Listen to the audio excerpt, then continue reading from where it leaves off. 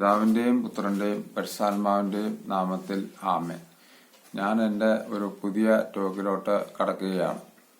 ഇന്നത്തെ എൻ്റെ വിഷയം എന്ന് പറയുന്നത് പൈശാചിക ആക്രമണങ്ങളെ പ്രതിരോധിക്കാനുള്ള വഴികൾ എന്നുള്ളതാണ്.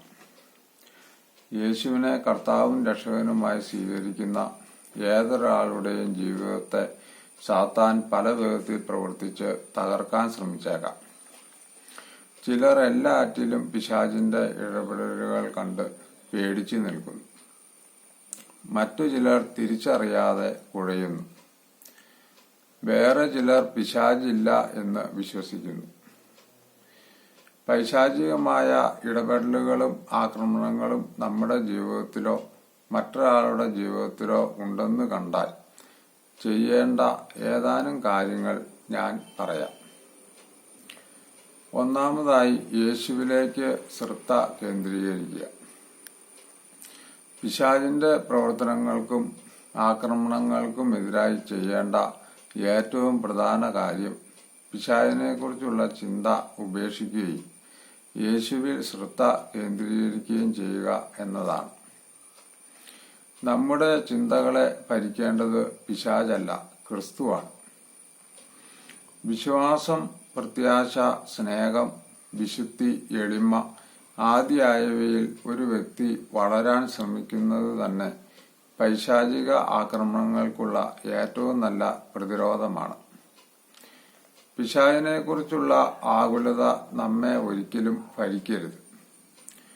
പകരം യേശുവിൽ ഉറച്ച് വിശ്വസിക്കുക. രണ്ടാമതായി, വ്യക്തി പ്രാർത്ഥനയും കുടുംബ പ്രാർത്ഥനയും വേണം. പലരും ലാഘവ ബുദ്ധിയോടെ കൈകാര്യം ചെയ്യുന്ന രണ്ട് കാര്യങ്ങളാണ് ഇവ. ഇവയിൽ വീഴ്ച വരുത്തിയാൽ സാത്താന് നമ്മൾ ഇടം കൊടുക്കുകയാണ് ചെയ്യുന്നത്.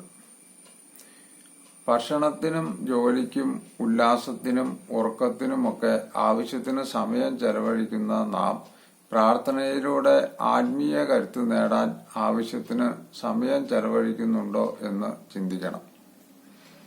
കുടുംബാംഗങ്ങൾ ഒന്നിച്ചിരുന്ന് തിരുവചനം വായിച്ച് പ്രാർത്ഥിക്കുന്നത് ഒരു ശീലമാക്കുക. പ്രാർത്ഥന ഉള്ളയിടത്ത് സാത്താൻ ഓടിമറയും. കുടുംബത്തിന്റെ ശക്തിയാണ് കുടുംബ പ്രാർത്ഥന എന്ന കാര്യം മറക്കരുത്. മൂന്നാമതായി, കൂദാശകൾ ഇടയ്ക്കിടെ സ്വീകരിക്കുക. ക്രിസ്ത്യാനികളെ സംബന്ധിച്ച് പിശാചിന്റെ ആക്രമണങ്ങളെ തകർക്കാനുള്ള പ്രധാനപ്പെട്ട രണ്ട് മാർഗങ്ങളാണ് കുമ്പസാരവും വിശുദ്ധ കുർബാന സ്വീകരണവും. മാരക പാവാവസ്ഥയിൽ ഒരിക്കലും അധിക സമയം തുടരുന്നത് നല്ലതല്ല. ആഴമായി അനുദപിച്ച് കുമ്പസാരിക്കുക. 2 ആഴ്ചയിൽ ഒരിക്കലെങ്കിലും കുമ്പസാരിക്കുന്ന പതിവ് നല്ലതാണ്. ഇത് സാത്താന്റെ ആക്രമണങ്ങളെ തടയാനുള്ള നല്ല മാർഗമാണ്. പരിശുദ്ധ കുർബാന സ്വീകരണത്തിലൂടെ യേശുവിനെ തന്നെ സ്വീകരിക്കുകയും സ്വന്തമാക്കുകയും ചെയ്യുന്ന ഒരു വ്യക്തിയുടെ മേൽ സാത്താൻ എങ്ങനെ സ്വാധീനമുറപ്പിക്കും? പാപാവസ്ഥയിൽ പരിശുദ്ധ കുർബാന സ്വീകരിക്കരുത്. നാലാമതായി, ദൈവത്തെ സ്തുതിക്കുക. ദൈവത്തെ നമ്മൾ സ്തുതിച്ചുകൊണ്ടിരുന്നാൽ സാത്താന് നമ്മിൽ പ്രവർത്തിക്കാൻ സാധിക്കുകയില്ല. ദൈവത്തെ സ്തുതിക്കുന്നത് സാത്താൻ വെറുക്കുന്നു.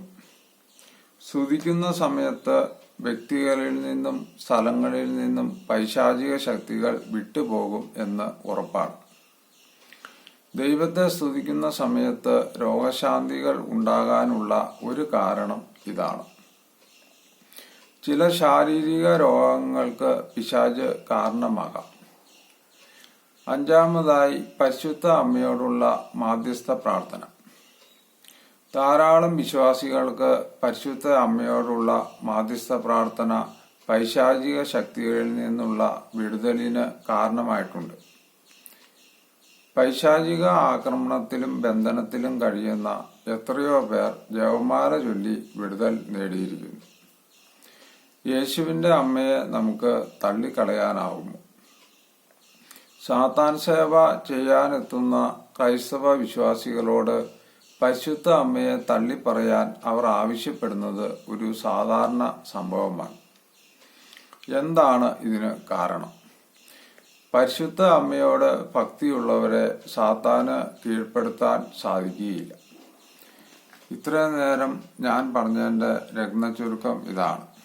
പിശാച് നമ്മുടെ അടുത്ത് വരുന്നത് നമുക്ക് തടയാൻ പറ്റുകയില്ല. നമ്മുടെ തലയ്ക്ക് മുകളിൽ കൂടി പക്ഷികൾ പറക്കരുത് എന്ന് പറയാൻ നമുക്ക് പറ്റുകയില്ല. എന്നാൽ നമ്മുടെ തലയിൽ കൂട് കൂട്ടാതിരിക്കാൻ നമുക്ക് ശ്രദ്ധിക്കാൻ പറ്റും. എന്ന് പറഞ്ഞ പോലെ പിശാച് നമ്മളെ പരീക്ഷിക്കാൻ വരരുത് എന്ന് നമുക്ക് ഒരു കാരണവശാലും പറയാൻ പറ്റുകയില്ല. പിശാച് എല്ലായിടത്തും വരും എന്ന് ഉറപ്പാണ്. ചിലർക്ക് ഒരു സംശയമുണ്ട്, പള്ളികളിലും അമ്പലങ്ങളിലും ഒക്കെ പിശാചിന് പ്രവേശിക്കാൻ പറ്റുമോ എന്ന്.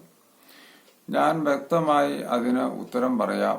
പിശാചിന് പള്ളികളിലും അമ്പലങ്ങളിലൊക്കെ പ്രവേശിക്കാൻ പറ്റും എന്ന് ഉറപ്പാണ്.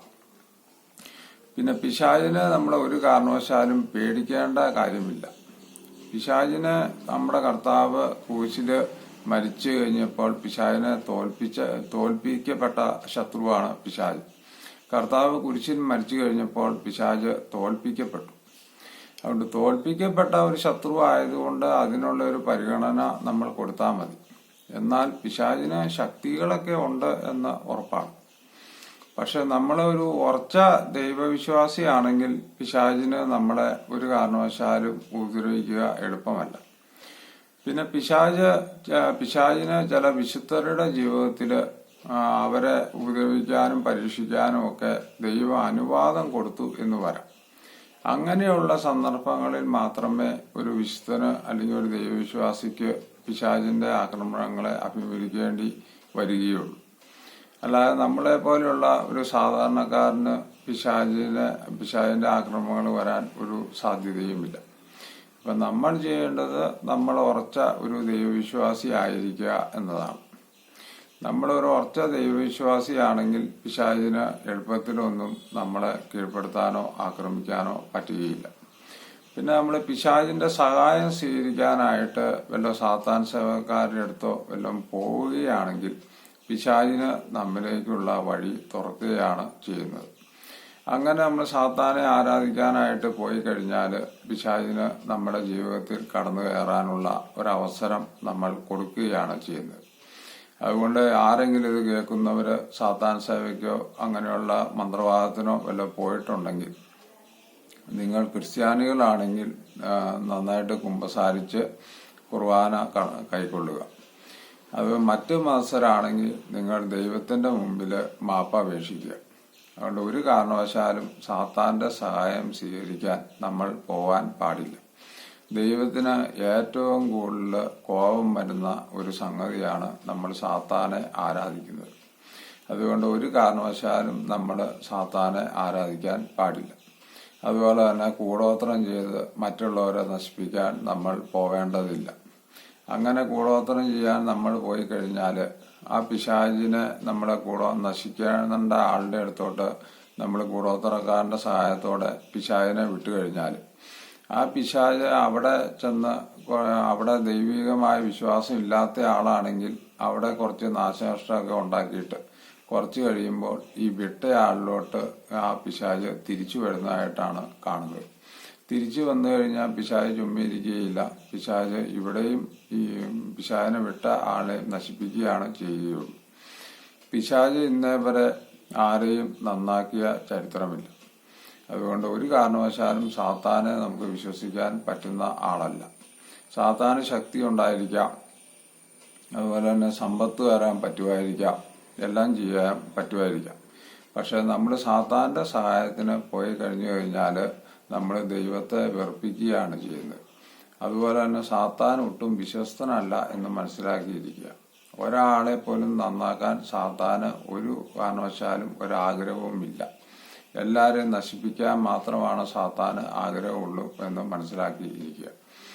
അതുകൊണ്ട് നമുക്ക് ഒരു ഉറച്ച ദൈവവിശ്വാസിയായി ജീവിച്ച് സാത്താന്റെ മാർഗങ്ങളെ നമുക്ക് തടയാം. അതുപോലെ തന്നെ ഉറച്ച ഒരു ദൈവവിശ്വാസിയായി നമുക്ക് ജീവിച്ച് സാത്താനെ നമുക്ക് പരാജയപ്പെടുത്താം. ഇന്നത്തെ എൻ്റെ ടോക്ക് നിങ്ങൾക്ക് ഇഷ്ടപ്പെട്ടെങ്കിൽ നിങ്ങൾ സബ്സ്ക്രൈബ് ചെയ്യുക, ലൈക്ക് ചെയ്യുക. കൂടുതൽ കാര്യങ്ങൾ ഞാൻ എൻ്റെ അടുത്ത ടോക്കിൽ പറഞ്ഞുകൊള്ളാം. നിങ്ങൾക്ക് ഏവർക്കും എൻ്റെ ഹൃദയം നിറഞ്ഞ നന്ദി. നമസ്കാരം.